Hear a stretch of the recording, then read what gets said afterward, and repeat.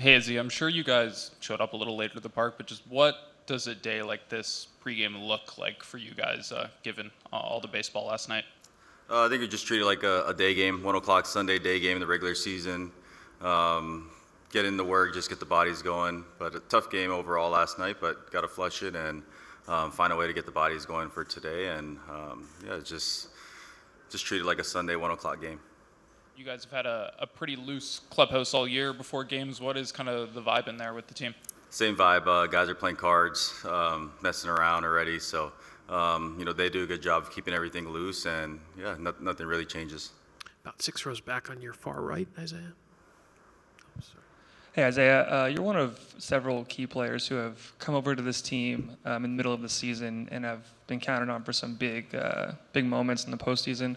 What's your perspective on just the mentality of getting acclimated to a new group, new city, new teammates, and then getting ready to play on the game's biggest stage? Yeah, I think the clubhouse is definitely awesome. So being able to step into that is, the guys make it easy. It also helps that I was originally signed here before I got traded, so that helps a lot. But the guys do an amazing job of helping us stay loose, and yeah, it was it's a great clubhouse. It's easy to play for, the city. It's easy to play for Snides, but we just got to do everything we can to try to win the game tonight.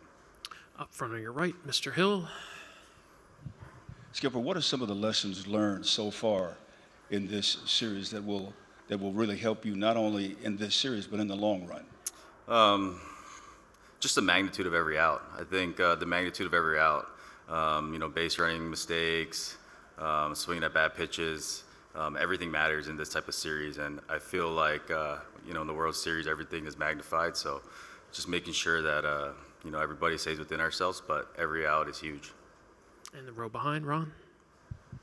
Given your mop-up mound experience, did you start to wonder if there was a chance you were going to wind up pitching last night? I honestly, it was give props to Yamamoto for getting out there last night. Once I think we were looking at Klein in the third inning, and we were like, all right, let's keep this guy in because I'm pretty sure that was their last arm. And once we saw Yamamoto get up there, I actually was like looking around who was going to go up for us, and I saw Bieber go up there in our bullpen, and honestly, that a lot of respect for Bieber for going up there, and a lot of respect for Yamamoto for seeing him in their bullpen as well.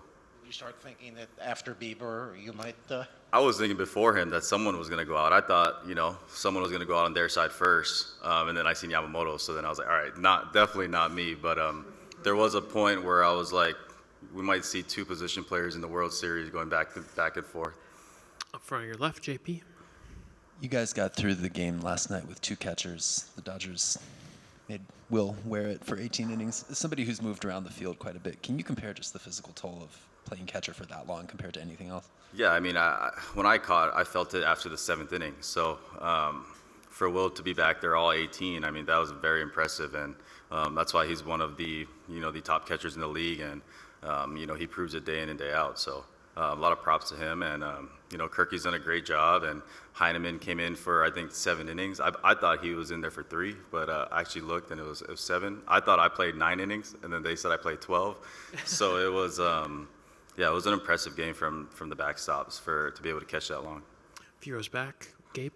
Yeah, Isiah, kind of piggybacking off that, you guys have gotten so used to these shift changes. I think you had 3 leadoff hitters, and they each got 3 at-bats last night, which no one expected, of course. But to what extent is that helpful in October, especially in your position, knowing Bo probably can't play 9 innings a night, just being ready for any situation and knowing that there's a very likely chance you're going to be called upon? Yeah, obviously you'd want Bo out there as much as you can, but I feel like our role players know when our opportunity usually would come, and we were ready for the opportunity last night, and it just so happened that we ended up playing longer than the starters. But we know when our names would be called in certain situations, and everybody does a great job of preparing for that role. And last night, we came in and we weren't really able to get the job done, but everybody knows their role, and we just try to pass the baton.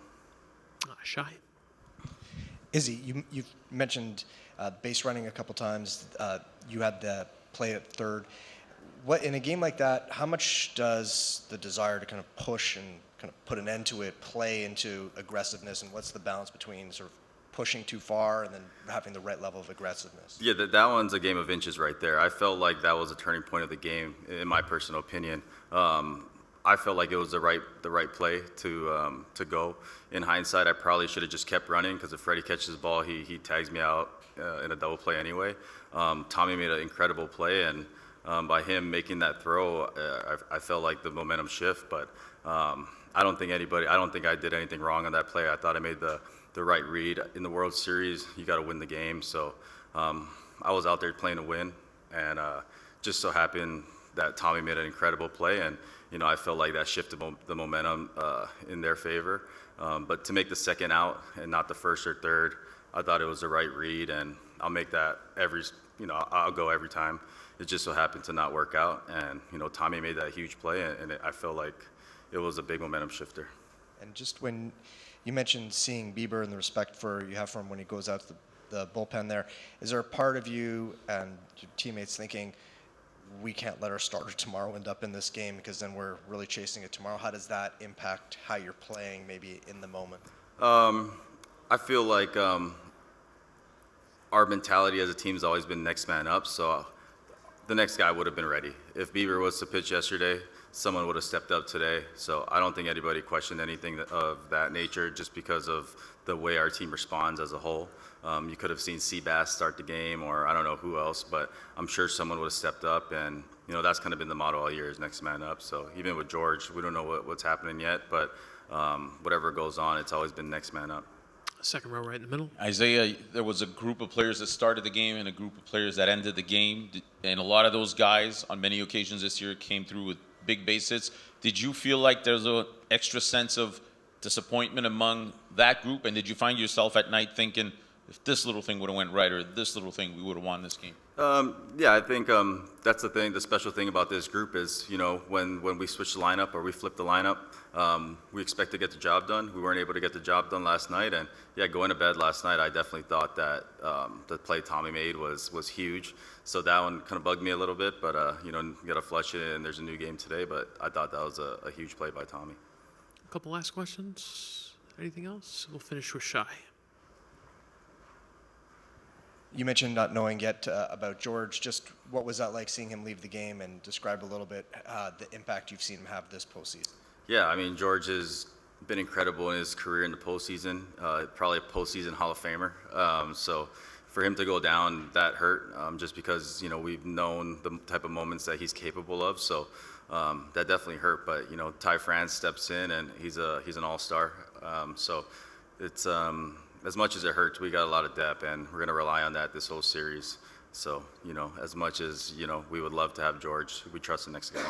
All right, IKF, thank you so much. Appreciate it. Thanks. Good luck today.